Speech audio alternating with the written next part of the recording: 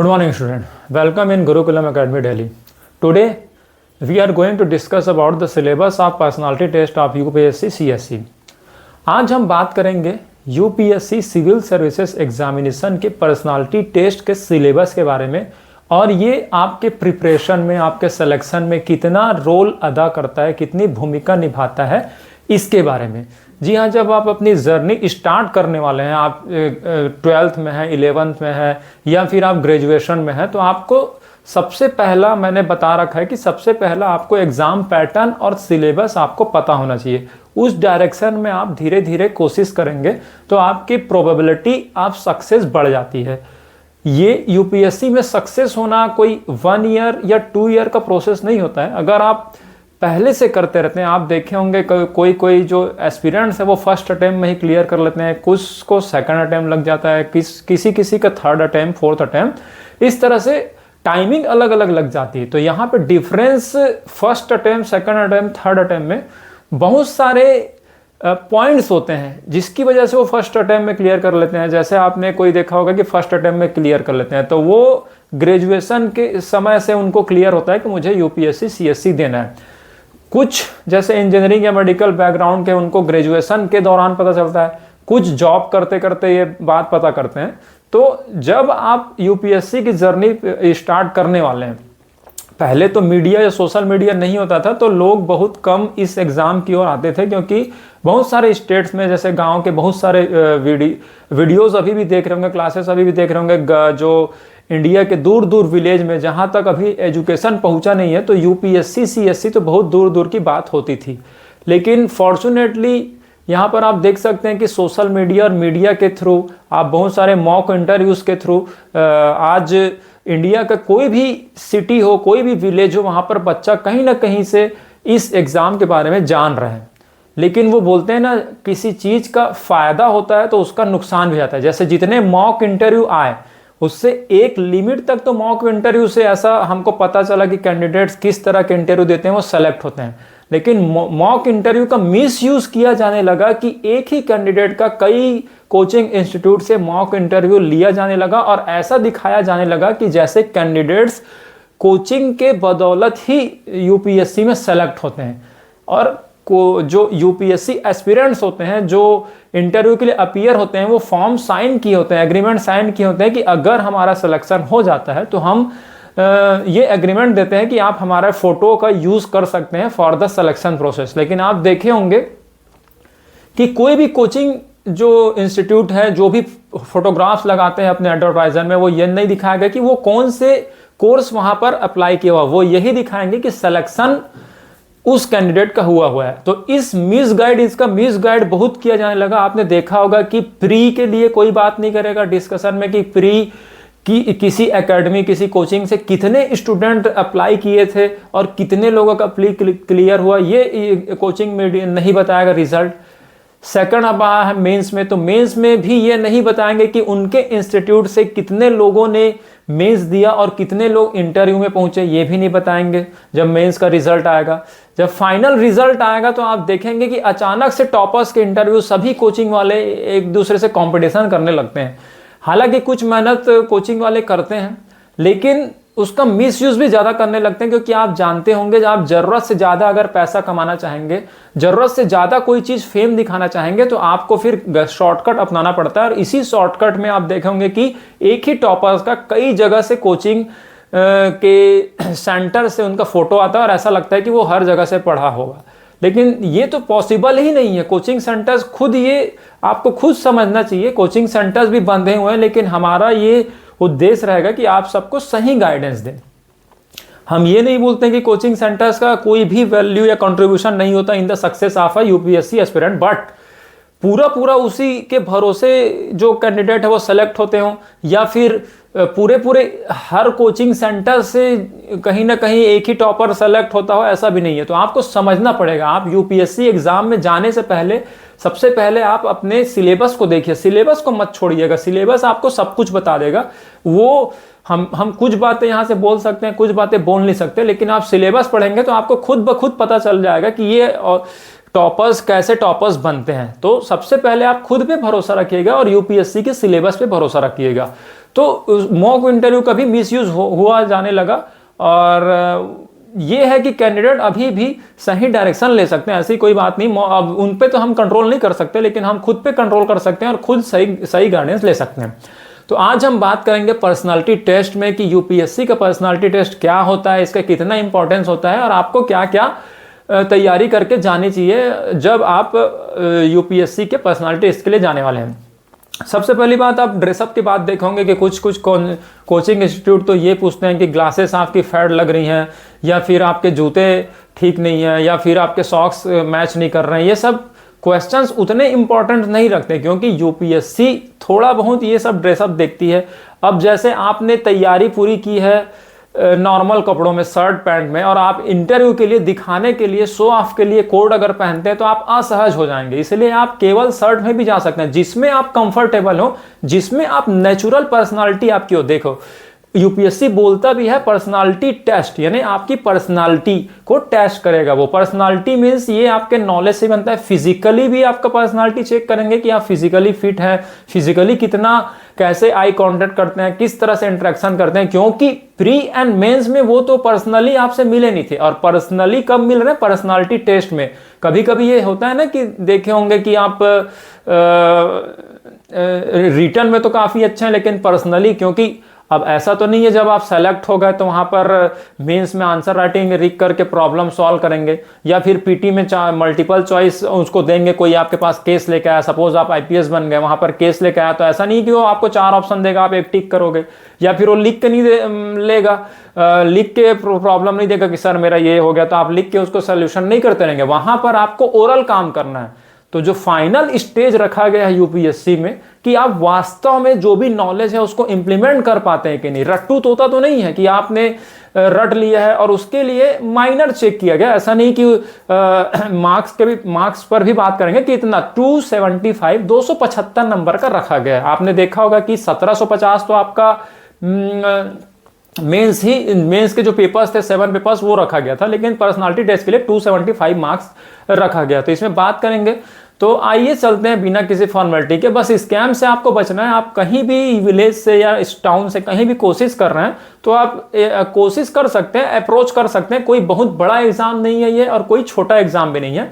Knowledge आपको बहुत मिलेगा इस जर्नी में। आप कुछ ले ना ले, सिलेक्शन ले पाए ना ले पाए, लेकिन उसके बराबर आप पहुंच जाएंगे। हो सकता है कि आप देखते हैं कि 10 लाख अपीयर होते हैं, अगर टोटली बोलें तो 10 लाख अपीयर होते हैं, 15,000 अप्रॉक्स के मेंस में अपीयर होते हैं, और 3,000 अगर हम मान करके चलें तो इंटरव्यू या पर्सनालिटी टेस्ट के लिए अपीयर होते हैं। उसके बाद 1000 फाइनली सिलेक्शन हो पाता है। लेकिन आप देखे होंगे कि ये जो कोचिंग सेंटर है वो केवल सेलेक्टेड कोचिंग जो टॉपर्स है उसी की वीडियो दिखा करके अपना वाहवाही दिखाने की कोशिश करते हैं कि हमने सिलेक्शन दिया, बट वो ये नहीं बताते कि हमने कितनों को पढ़ाया था और कितने लोग सेलेक्ट हुए। ये रिजल्ट उनको भी जारी करना चाहिए, लेकिन वो नहीं बताएंगे क्योंकि आपको गुमराह करना चाहते हैं। और भारत में जानते हैं कि अभी इनोसेंट लोग काफ़ी बहुत ज़्यादा है, क्योंकि अगर कोई भी एक टॉपर्स देखते हैं तो हमको ऐसा लगता है कि पूरा वहाँ जो भी पढ़ता होगा टॉपर्स बनता होगा। तो अपने को प्लान बी लेकर भी चलना चाहिए कि अगर हम सेलेक्ट नहीं हो पाते हैं तो उस नॉलेज का हम कहाँ यूज़ कर सकते हैं,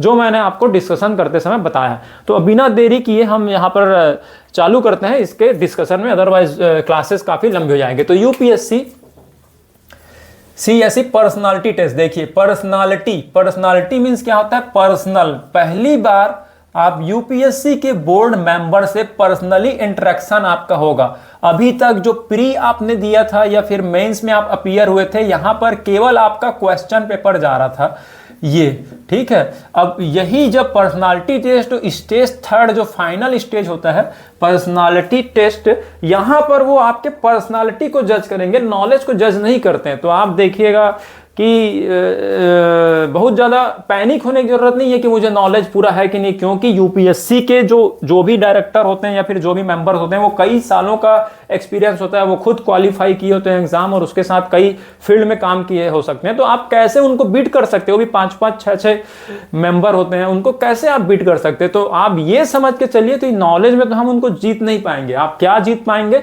सच से जीत पाएंगे कि जो आंसर आपको आते हैं उसके लिए आप हाँ बोलिए, जो नहीं आते उसको नहीं बोलिए, क्योंकि वो आपको जज करना चाहते हैं कि आप में जो प्लस पॉइंट है वो तो है ही है, क्यों तभी तो आप पर्सनालिटी टेस्ट तक पहुंचे हैं। वो खुद जानते हैं कि 10 लाख से 15,000 में आए, 15,000 से 3,000 में आए, 3,000 स्टूडेंट्स में आए, उसके बाद आप वहां पहुंचे हैं, तो वो जानते हैं। लेकिन वो यह जानना चाहते हैं, they want to know about your negative point, how to tackle your negative point. आप निगेटिव पॉइंट को कैसे कवर करते हैं। वो ऐसे ऐसे क्वेश्चंस पूछेंगे जिसके आंसर आपके पास है नहीं, लेकिन आप नहीं होते हुए भी क्या कर सकते हैं वो ये जानना चाहते हैं। तो आपको पैनिक होने की जरूरत नहीं है। जो बहुत सारे मॉक इंटरव्यू देखते हैं कि ये बहुत तेज बोल रही है, बहुत कम बोल रही है, या को बहुत तेज बोल रहा है, बहुत कम बोल रहा है, इससे आपको डरने की जरूरत नहीं है। तो देखिए पर्सनालिटी है, पहली बार आपका पर्सनल इंटरेक्शन होगा, तो इसीलिए इसको पर्सनालिटी टेस्ट बोला गया, इंटरव्यू। ठीक है, इंटरव्यू।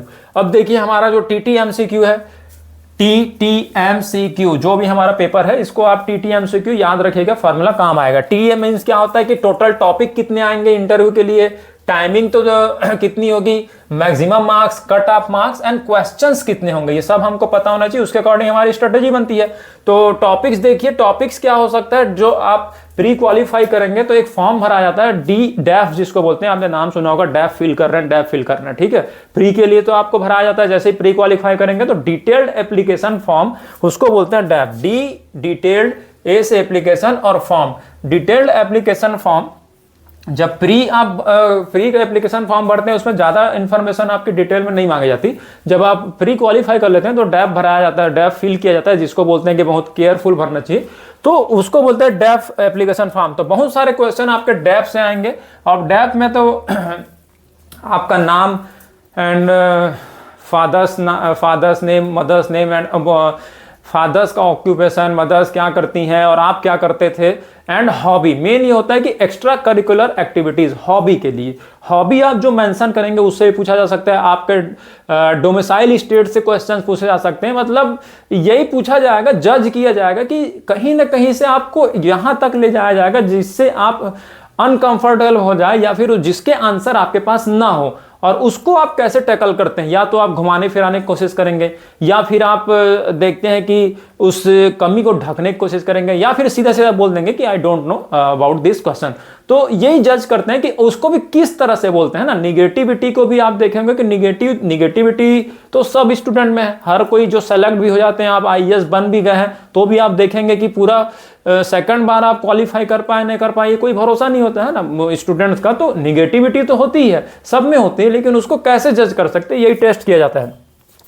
तो DF से काफी क्वेश्चन रहते हैं, और बाकी हिस्ट्री, पॉलिटी, ज्योग्राफी जो भी करंट अफेयर्स है उससे तो आएगा ही आएगा कि आप सिलेक्शन होने के बाद गवर्नमेंट को क्या दे सकते हैं। कुछ भी केस स्टडी बता दी जाएगी आपको कि प्रेजेंट सिचुएशन में, हालांकि प्रेजेंट सिचुएशन में जो प्रॉब्लम चल रहा है उससे रिलेटेड तो क्वेश्चन पूछे नहीं जाते हैं। आपने मॉक इंटरव्यूज जो देखे होंगे कोचिंग्स में, पूछा तो ये जाना चाहिए रियलिटी में कि जैसे कोई संबल का, जैसे अभी हिंसा का मामला चल रहा है, वहां आप क्या करते, या फिर मस्जिदों को आप देखे होंगे कि मंदिरों में कन्वर्ट करने का जो ASI सर्वे है वो किया जा रहा है। तो इससे रिलेटेड जैसे 1998 का प्लेसेस ऑफ वर्शिप एक्ट है, उससे क्वेश्चन पूछ सकते हैं कि आखिर अगर 91 का जो अधिनियम बना हुआ 1991 का, कि 1947 के पहले जो मस्जिद था वो मस्जिद रहेगा, जो मंदिर था वो मंदिर रहेगा, तो फिर आखिर ASI कैसे सर्वे कर रही है। इस तरह के क्वेश्चन पूछेंगे करंट अफेयर से रिलेटेड, अगर उनको टफ करना रहा तो आपको थोड़ा बहुत न्यूज़ वगैरह सुनते रहिए। जैसे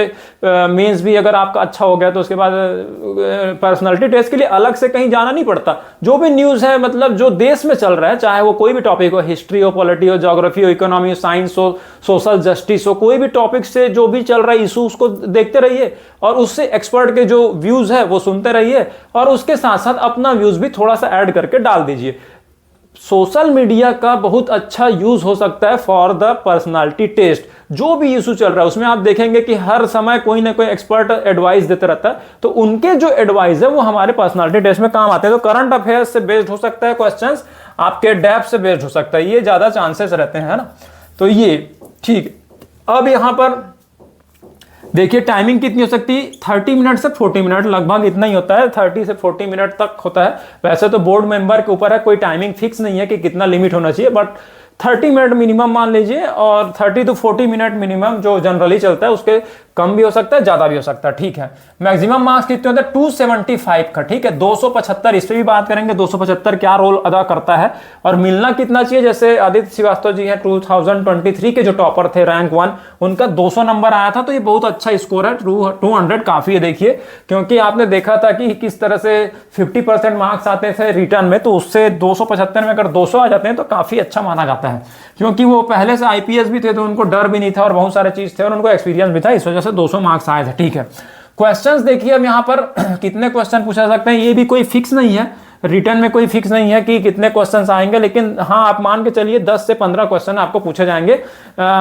ये आपके आंसर स्पीड और बोर्ड मेंबर के सेटिस्फेक्शन पे डिपेंड करता है कि वो कब तक सेटिस्फाई हो जाते हैं। वो 5 क्वेश्चन में भी पूरा सेशन निकाल सकते हैं, एक क्वेश्चन से भी, क्योंकि वो एक्सपर्ट हैं अपने अपने फील्ड के, उसके साथ साथ यूपीएससी के अंडर उन्होंने काम भी कर रखा है, उसके बाद आए हैं। तो आप ये नहीं सोच सकते कि वो there is no limit of questions and timing, कितना टाइम लेगा, कितना क्वेश्चंस होंगे और कहां कहां से क्वेश्चन होंगे। There is no limit of interview. आप ये समझ के चलिए कि आपको वहां अपनी निगेटिविटी, अगर कंक्लूजन में बोले तो निगेटिविटी या फिर आपकी कमी को कैसे एक्सप्रेस करना है, क्योंकि ना आप उनसे टाइम में जीत सकते, ना आप उनसे नॉलेज में जीत सकते, बस आप अपना व्यू कहीं भी आप उसमें उनके व्यू को रख सकते हैं, बस that is the conclusion and main point of personality test. तो देख सकते हैं आप, अब ये तो समझ आ गया कि क्या क्या हमने टीटी एमसीक्यू में जो एनालिसिस कर लिया वो कर लिया। अब देखिए थोड़ा सा स्मार्ट स्टडी की बात कर लेते हैं। 1750 नंबर, 1750 का हमने मेंस दिया था, ठीक है। देखिए 1750 ये सिलेक्शन आपका मेंस ही करता है। ये 275 नंबर का इंटरव्यू है, इसमें आपको 150 से 200 तक मार्क्स आते ही हैं। जनरली बात कर रहे हैं, 150 से नीचे नहीं जाएगा। आप कितने भी वीक स्टूडेंट को देख लीजिए, आप ज्यादा टेंशन मत लीजिए पर्सनालिटी टेस्ट की, आराम से आप ऐसे सोच के जाइए कि आपको एंजॉय करना है। आपको अगर सर्विस प्रोवाइड हो रही है तो आप क्या क्या कर सकते हैं वो पूरे पर्सनालिटी टेस्ट में आप बताने की कोशिश कीजिए। डरना नहीं है कि यार क्या होगा। आप देखते हैं कोचिंग सेंटर वाले ऐसे डराते हैं जैसे ये जूते आपने ठीक नहीं पहने, आपका ग्लासेस ठीक नहीं लग रहा है, बाल आपके ऐसा नहीं है। वो तो नॉर्मली वो सब क्या होता है कि एक नॉर्मल वे में बताते हैं। मेन होता है आपका पर्सनल इंटरेक्शन कैसे होता है बोर्ड के मेंबर के साथ। अगर आपके पास कोई कमी भी है तो भी आप उसको बता सकते हैं कि हाँ सर ये है। एकदम से आप देखेंगे कि वो तो कोचिंग जो रील्स में मजेदार कैसे बनाना है, इसलिए कोचिंग वाले ऐसा क्वेश्चन पूछते हैं। फॉर्मल सा ड्रेस, जैसे आप स्कूल ड्रेस जाते हैं, स्कूल पहन करके जाते हैं, या कॉलेज की बात तो हम नहीं करते क्योंकि कॉलेज में ड्रेसअप का उतना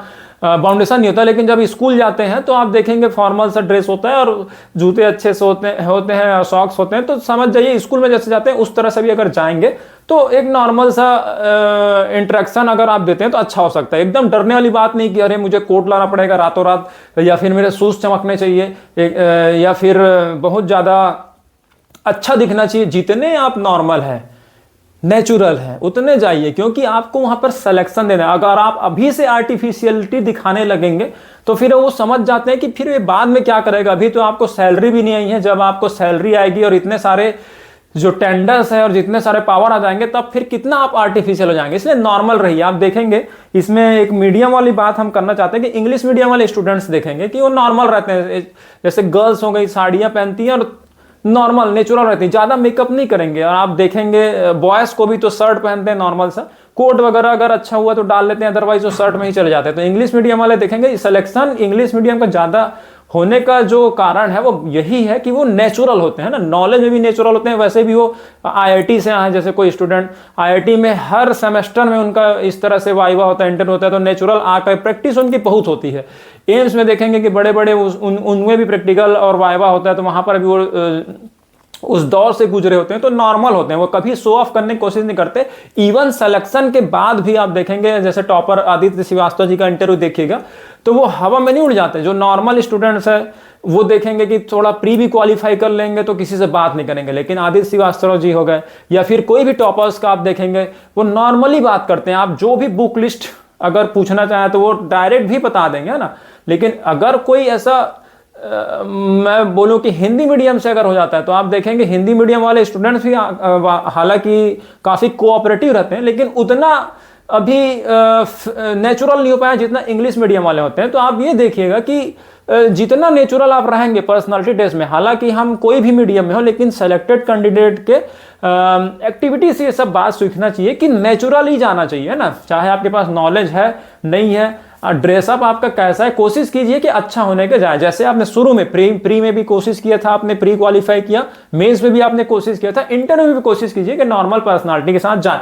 बदलने की जरूरत नहीं है। अगर आपने साल भर शर्ट में तैयारी किया, एक दिन के लिए आप कोट पहनेंगे तो वो पकड़ लेंगे। अगर हाँ आपके हैबिट में रहा हो कोट पहनना या फिर शूज पहनना, तो फिर आप कंफर्टेबल रहेंगे, अदरवाइज अनकंफर्टेबल हो पहचान ही जाते हैं, आपने देखा होगा। तो आप बनने की कोशिश मत कीजिएगा, नॉर्मल ड्रेसअप में आप जा सकते हैं, ठीक है।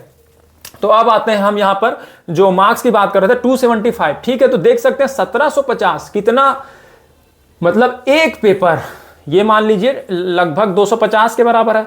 7 पेपर आपने दे रखा है, देखिए यहां पर एक पेपर जो 275 मार्क्स है वो एक पेपर है, एक पेपर के इक्वल मान लीजिए, क्योंकि 7 पेपर तो आपने खुद दिया 3-3 घंटे में, ठीक है। जहां पर आप अकेले थे, आपका पेन था और क्वेश्चन पेपर था, तो यहां पर देख सकते हैं 7 पेपर आपने दिया था 1750 नंबर का। अब एक ही पेपर मान लीजिए वो 30 मिनट का हो रहा है, हालांकि स्कोरिंग भी है, ऐसा नहीं है स्कोरिंग नहीं है, लेकिन डरने की जरूरत नहीं, क्योंकि आपका सिलेक्शन होगा नहीं होगा पहले ही फिक्स हो जाता है। कितना भी गए गुजरे हो आप, 150 से अबव नंबर मिलता है अगर आप नॉर्मल भी आंसर देते हैं तो, और 200 और मैक्सिमम कितना जा सकता है ये तो उनके ऊपर डिपेंड करता है, आपके ऊपर डिपेंड करता है, लेकिन 150-150 नंबर्स मिनिमम मिलते ही मिलते हैं। तो ज़्यादा डरने वाली बात नहीं है। नेचुरल, अगर इस क्लास के कंक्लूजन में बोला जाए तो नेचुरली जाना चाहिए। नेचुरल जो भी आपके कपड़े मिलते हैं, नेचुरल रहिए, काम रहिए, आराम से सर को बताइए कि अगर आप अपॉर्चुनिटी मिल सकती तो आप अपने हैबिट बताइए, आप अपना ड्रीम बताइए कि क्या कर सकते हैं, क्या देश में चल रहा है, पॉजिटिव रूप से, कि पॉजिटिविटी से कैसे हम वहां पर जा सकते हैं। तो आपका इंटरव्यू काफी अच्छा होगा और इस तरह से आपका फाइनल सिलेक्शन होगा। तो आई होप हमने प्री के सिलेबस का डिस्कशन कर लिया, मेंस का डिस्कशन कर लिया, पर्सनालिटी टेस्ट के बारे में जो है डिस्कशन कर लिया। और नेक्स्ट क्लास में हम बुक लिस्ट के बारे में कोशिश करेंगे और सब्जेक्ट स्टार्ट करने की कोशिश करेंगे। और पहले एक चीज आप याद रखिए, जब भी आप प्रिपेयर कर रहे हैं तो सबसे पहले आप बेसिक क्लियर कीजिए। आप देखा होगा कि बेसिक क्लियर करके आए, बेसिक क्लियर करके आए, तब आप एडवांस में स्टडी में जाइएगा। अब कोचिंग में सबसे बड़ा ड्रॉप है क्या है in the coaching centres of India for the UPSC, कि सारे स्टूडेंट को वो एक लेवल में बैठा देते हैं। जैसे आप देखे होंगे हम स्कूल्स में रहते हैं तो section A, section B, section C, section D होता है। डी में सबसे वीकर होते हैं, जो वीकेस्ट होते हैं, सी में उससे थोड़े से स्ट्रांग बच्चे, बी में थोड़े स्ट्रांग, और ए में जो होते हैं काफ़ी स्ट्रांग होते हैं। लेकिन कोचिंग सेंटर को क्या है, स्टूडेंट्स को तो बहुत ज़्यादा लेना है हमको और अर्निंग बहुत ज़्यादा करनी है। तो आपने देखा होगा कि ऐसा कोई प्रोविज़न नहीं है कि आपका पर्सनालिटी टेस्ट लेकर के आपको बैठाएं। तो इसमें मिस गाइडेंस हो जाता है। उसी क्लास में एक बेसिक क्लियर बच्चा बैठ रहा है और उसी क्लास में एक फ्रेशर बच्चा बैठ रहा है और टीचर वही है, पढ़ाएं कि आपकी जो टीचिंग की स्ट्रेटजी है वो भी सेम है। तो आप देखिए कौन लेगा सिलेक्शन, जो पहले से क्लियर करके आया वो लेगा या जो नया है वो लेगा। इसीलिए मिसमैच हो जा रहा है और इसीलिए जो पहले से क्लियर करके आया है वही क्लियर हो पा रहा है, लेकिन रिजल्ट में आपको ये नहीं दिखाया जाएगा कि उसका बैकग्राउंड क्या था। अब जो नया फ्रेशर बच्चा है उसमें उसका दोस्त क्या हो पाएगा, है ना। तो बहुत सारे सिचुएशंस है। तो केवल सेलेक्टेड कैंडिडेट या केवल सेलेक्ट कराने वाले एकेडमी या केवल सेलेक्ट कराने वाले कोचिंग्स या टीचर्स पर भरोसा मत कीजिए। आप खुद भी जज कीजिए कि हमको कैसे वहां तक पहुंचना है, और बहुत सारे फैक्टर्स जब मिलेंगे तब आपका यूपीएससी पेपर क्लियर होगा। तो I hope that syllabus will be clear to you, but आप इसको पढ़ते जाइएगा। सिलेबस को एक बार देखने से याद नहीं हो जाता, उसको डेली आप प्रैक्टिस कीजिए, कहीं पर इमेज लगा दीजिएगा और पढ़ते जाइएगा।